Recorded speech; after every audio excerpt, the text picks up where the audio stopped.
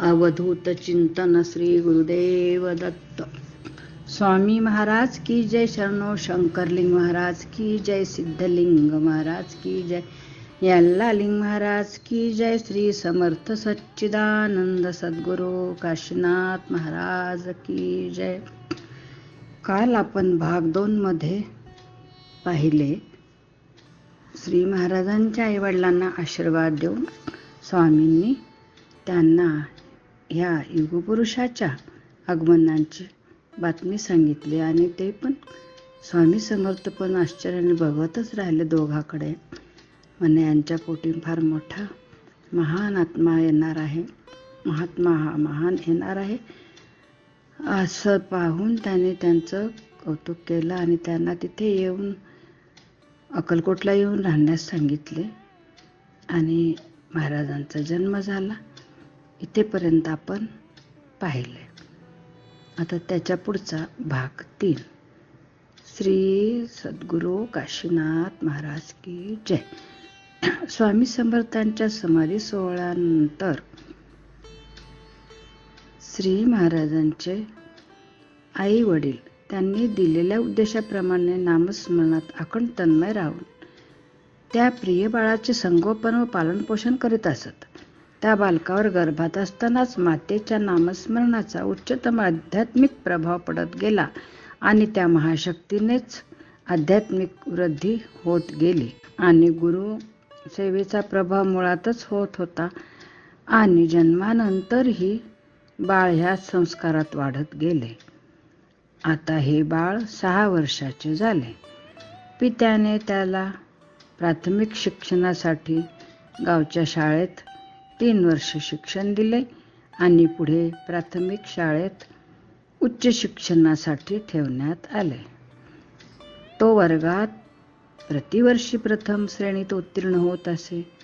एकच गुण त्यामध्ये महत्त्वाचा म्हणजे गुरुजनात व वर्गातील सर्व मुलात मोठ्या प्रेमभावाने वागत असे.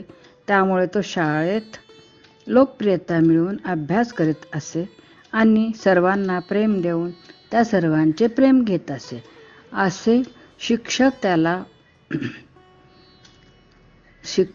त्याला प्रेमाने लढेवाळपणाने कासूम नावाने संबोधित असत. ह्याप्रमाणे कासूम शाळेत बाहेर सर्व लोकात प्रिय झाला. शांत वृत्ती, धीर गंभीर मुद्रा, चेहऱ्यावर अखंड हास्य खेळत असे.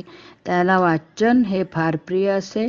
लहानपणापासून शाळेत शिक्षणासोबत कथा कादंबऱ्या, धर्मग्रंथ, नाट्य गायन, कला तसेच आयुर्वेदशास्त्र, ज्योतिषशास्त्र या सर्वांचे पालन करण्यात त्यांना फार रस वाटत असे. आता आपण श्री महाराजांना श्री महाराज या नावाने संबोधणार आहोत. याप्रमाणे लोकप्रियता मिळवून चोहीकडे श्री महाराजांची कीर्ती म्हणता पसरली. याप्रमाणे त्यांचे प्राथमिक शिक्षण 10वी इयत्तेपर्यंत झाले. त्यांना उर्दू, मराठी, हिंदी, इंग्रजी, कन्नड सर्वच भाषा बोलता येत असत. 10वीत प्रथम क्रमांकाने उत्तीर्ण झाले आणि पुढील शिक्षणासाठी त्यांचे दारे भाग्यरेषेप्रमाणे की काय त्यांचा भविष्यकाळाचा विचार करून बंद झाले आणि माता पिता सेवा, जनसेवा यातच आपले जीवन व्यतीत करणे हेच उद्दिष्ट समजून पुढील शिक्षणास श्री महाराजांनी विराम ठोकला आणि उदरभरणासाठी काहीतरी अर्थार्जन केले पाहिजे या भावनेला स्थान देऊन जगात पसरलेले अज्ञानाचे मूळ समूळ उपटून काढून ज्ञानदान हीच सर्वोत्तम सेवा समजून त्यांनी शिक्षकी पेशात प्रवेश केला आणि शिक्षक पदावर आरूढ होऊन ज्ञानदानाचे कार्य आरंभिले. याप्रमाणे सुलतानपूर नामक गावात शिक्षक म्हणून 2 वर्ष सेवा केली आणि याच काळात त्यांचे नावलौकिक सर्वत्र पसरले गेले. त्याच समयाला ते विवाहबद्ध झाले. ईशकृपेने त्यांना धर्मपत्नी पण सुस्वभावी सात्विक गुण संपन्न लाभली. ईश्वरी संकेताप्रमाणे संसाराचा भार स्वकष्टातून सांभाळण्याची महान शक्ती धर्मपत्नीच्या अंगी सामावली होती. याप्रमाणे शिक्षण क्षेत्रात मुलांना प्रेमाची शिकवणूक देऊन प्रेमाची देवाणघेवाण करावी लागते म्हणून निक्षून सांगत असत. शिक्षकाचे ध्येय फक्त एकच म्हणजे अंतःकरणात सर्वाभोवती प्रेम ठेवून सर्वांना समभावनेची वर्तणूक देणे हेच सर्वश्रेष्ठ आहे असे ते इतर शिक्षकांना सांगत असत. आणि याच काळात त्यांना सुलतानपूरहून बढती मिळाली आणि पितापूर करजगी येथे शाळेवर रुजू झाले आणि आपला पदभार सांभाळू लागले. शाळेतील सर्व मुलाचे प्रेम संपादन करून घेऊन त्यांना कुठलाही भेदभाव न करता प्रेमाने शिकवत असत. या काळात ते कधी कधी मुलांच्या सहली काढून त्यांना कौतुक वाटावे अशा लीला करून दाखवित असायचे. त्याप्रमाणे एका सुट्टीच्या दिवशी वनभोजनाचा कार्यक्रम ठेवण्याचे ठरवले आणि सर्व मुलांना सोबत घेऊन भोजनाचे डबे घेऊन एका वनराईत भोजनास थांबले. इकडे तिकडे मुलांच्या गप्पा गोष्टी ऐकून मास्तर म्हणाले, मुलांनो, आज तुम्हाला काय खावे वाटते? त्याप्रमाणे सर्वच मुले ओरडून म्हणाले, मास्तर, आम्हाला लाडू आवडतो. तर काही म्हणाले, जामून खावा वाटतो. ज्यांच्या त्यांच्या आवडीच्या वस्तूची नावे सांगू लागले. हे ऐकताच मास्तर म्हणाले, उघडा आता आपापले डबे. मुलांनी डबे उघडताच आश्चर्य. त्यांच्या आवडीप्रमाणे प्रत्येकाच्या डब्यात त्या त्या पदार्थांनी भरलेले मिळाले. मोठ्या आवडीने ते पदार्थ खाऊन मुले तृप्त होत. असेच एक दिवस मुलांना म्हणाले, अरे बाळांनो, तुम्हाला काय पाहावे वाटते? कोणी म्हणत साप तर कोणी म्हणत हाती. हे ऐकून मास्तराने हातात एक दगड घेऊन समोरच्या तलावात टाकताच तलावातून 5-6 साप सळसळत फिरू लागले. तलावाभोवती हत्ती धावत आहेत हे दृश्य मुले कौतुकाने पाहत राहिली. याप्रमाणे आत्मशक्तीने ते अनेक लीला दाखवित असत. सर्व घडलेला प्रकार मुले आपल्या आईवडिलांना सांगत असत. याच काळात त्यांची कीर्ती खूप खूप दूरवर पसरली आणि त्यांचे नाव लौकिक ऐकून दररोज शेकडो लोक त्यांच्या भेटीस्तव येऊ लागले आणि त्यांना बहुमान देत असत. तसेच त्यांचा पगार झाला की संसारात लागेल तेवढेच ठेवून राहिलेल्या पैशातून ते गरीब जनतेच्या गरजा पुरवित असत. सुस्वभावी गुण व त्यांची कर्तबगारी पाहून लोक त्यांना बहुमान देऊन प्रेमभावाने पाहत असत आणि मास्तर जे सांगतील ते कटाक्षाने पालन करीत त्यांना देवमास्तर म्हणून सर्वत्र लोक संबोधित आणि त्यांच्या सान्निध्यात अखंड राहणे लोकांना सुखावह वाटत असे. 2-3 दिवसामध्ये आपण श्री महाराजांचा जन्म, त्यांचे बालपण ह्या कथा बघितल्या. आता श्री महाराज सर्वांना घेऊन केदारनाथला जाणार आहेत. त्याचे आपण चित्तथरारक अनुभव सर्वांनी त्यांच्याबरोबर सर्वांनी घेतलेला आहे. महाराजांच्या बरोबर आपण ऐकूया. श्री समर्थ सच्चिदानंद सद्गुरू काशीनाथ महाराज की जय. श्री मास्तर साहेबांनी एकदा उन्हाळ्याच्या सुट्टीत केदारनाथ, बद्रीनाथ यात्रा करण्याचे ठरवले आणि त्याप्रमाणे गावातील वयोवृद्ध भक्तांना म्हणाले, आपल्यापैकी कुणाला केदारनाथला येण्याची इच्छा असेल तर येण्यास हरकत नाही. हे ऐकून 15-20 भक्त तयार झाले. त्यांना सोबत घेऊन बद्रीनाथ यात्रेला श्री महाराज निघाले. त्याचप्रमाणे श्री महाराजांनी काही निवडक धार्मिक ग्रंथ सोबत घेतले आणि खाद्यसामुग्री सोबत घेऊन रेल्वेने केदारनाथला पोचले.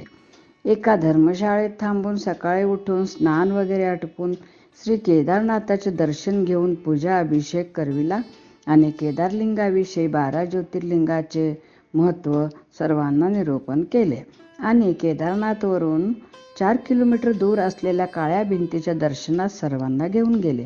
काळी भिंत येता सर्वजण थांबले. त्या महाभयंकर विस्तीर्ण पसरलेल्या डोंगरकड्याच्या भिंतीकडे पाहून सर्वच थक्क झाले आणि मास्तरांना म्हणाले, फार अवघड आहे बघा मास्तर, ही मृत्यूची खाण दिसते. मास्तर पुढे आता आम्हाला आमच्या मुलाबाळात घेऊन चलावे. हे भक्तांचे बोल ऐकून मास्तरांनी विचार केला आणि हे सर्व लोक भयभीत झाल्याचे पाहून त्यांना इथेच थांबण्याची विनंती केली आणि त्यांना इथेच थांबवून आपण स्वतःच त्या काळ्या भिंतीजवळ गेले आणि त्या पुण्यक्षेत्र केदारनाथला वंदन करून दर्शन घेतले आणि त्या भयानक 70 फूट उंच असलेल्या भिंतीवर चढण्यास प्रारंभ केला. 1-2 तासातच भिंतीच्या वरच्या पृष्ठभागावर जाऊन उभे राहिले आणि चारही दिशेला दृष्टी टाकून निरीक्षण केले. समोर पाहता तो काय भयंकर खोलवर दरी आणि अंधारमय छाया पसरलेली भयानक दरी. या महाभयंकर दृश्यात आपली दृष्टी मिसळली. डोळे बंद केले. डोळे बंद करून श्री प्रभूच्या नामस्मरणामध्ये एकदम खाली झोकून दिले आणि क्षणार्धात अदृश्य झाले. हा सर्व प्रकार सोबतचे लोक बसून पाहत राहिले आणि घाबरून एकमेकाला म्हणू लागले, संपले, मास्तरांचे आयुष्य इथेच संपले. ह्या विचाराने घाबरून इथेच वाट पाहत 1-2 दिवस थांबले. बरोबरची मंडळी मास्तर काही येत नाहीत या विचाराने त्यांनी परतीचा मार्ग बरा असा विचार करून गावी येऊन पोचले आणि मास्तरांच्या घरी जाऊन त्यांच्या धर्मपत्नीस हा सर्व वृत्तांत निरूपण केला. हे व्रत ऐकताच त्या माऊलीने आक्रोश आरंभ करून रडू लागल्या. त्या सर्वांनी त्यांचे सांत्वन करून धीर दिला आणि शांत केले. इकडे मास्तरांनी जेप घेऊन त्या काळ्या भिंतीचा निरोप घेऊन त्या भयावह अंधकारमय खोल दरीत अलगदपणे उभे टाकले. त्या बोगद्यात उभे राहून डोळे उघडले तो काय अंधारात सुवर्ण रंगाचे सूक्ष्म किरणे चकाकू लागले. त्याच प्रकाशाच्या आधार घेऊन हळूवारपणे पुढे सरकत राहिले व बराच अंतर गाठला तेव्हा समोर पाहतात तो एक डोंगर कोरून गोलाकार आकाराचा बोगदा गुफा. त्यातच 2 समया तेवत आहेत. एका समयेत 5 ज्योती आणि दुसऱ्या समयेत 6 ज्योती तेवत आहेत आणि सुगंध आणि थंड संवेदना होत राहिल्या. तो समोर दृष्टी बंद करून ध्यानमग्न स्वरूपात पद्मासनावर अरुंद आसनावर असलेली महेश्वर केदारनाथ अस्वस्थ झालेले पाहिले. हे दृश्य पाहताच नेत्रपटल एकदम बंद झाले आणि त्या भूमीवर शांत बसून ध्यानमग्न झाले. श्री महाराज या अवस्थेमध्ये कितीतरी वेळ गेला. त्यांचे देहभान हरवून गेले. त्याप्रमाणे परमात्म्याच्या स्मृतीत लीन होऊन 7 दिवस समाधीस्थ राहिले आणि 8व्या दिवशी साष्टांग नमस्कार करून निरोप घेतला.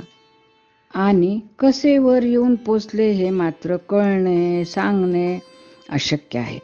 ही त्या भगवंताची कृपा, त्यांच्या कृपेची ही महान शक्ती. याप्रमाणे सोबतच्या लोकांना इतरत्र शोधले पण त्यांचा शोध लागला नाही. हे पाहून भगवत कृपेने गावी परत जाऊया असे ठरवून गावी आले. पोचले. गावातील सर्व लोक जमा झाले आणि प्रेमाने आलिंगन देऊन श्री महाराजांचा आशीर्वाद घेत राहिले. याप्रमाणे पितापूर कबन करजगी या गावी असताना केदारनाथ बद्रीनाथ यात्रा पूर्ण करून भगवत भेटीचा महाअनुभव घेऊन या देहातीत परम पवित्र परमात्म तत्वाचा परमशक्तीची ओळख होऊन प्रत्यक्ष अनुभूती प्राप्त करून घेतली.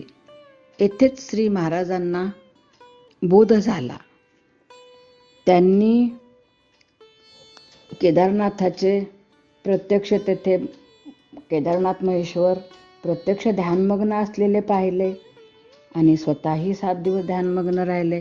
श्री महाराजांची अवस्था एकदम वेगळी होऊन राहिली, कारण श्री महाराजांनी हे अलौकिक ज्ञान प्राप्त अंतरी त्यांच्या हे अलौकिक ज्ञान प्राप्त झाले होते. हे प्रत्यक्ष अनुभवाची ही स्मृती घेऊन श्री महाराज आता आपल्या गावी परत आले आहेत.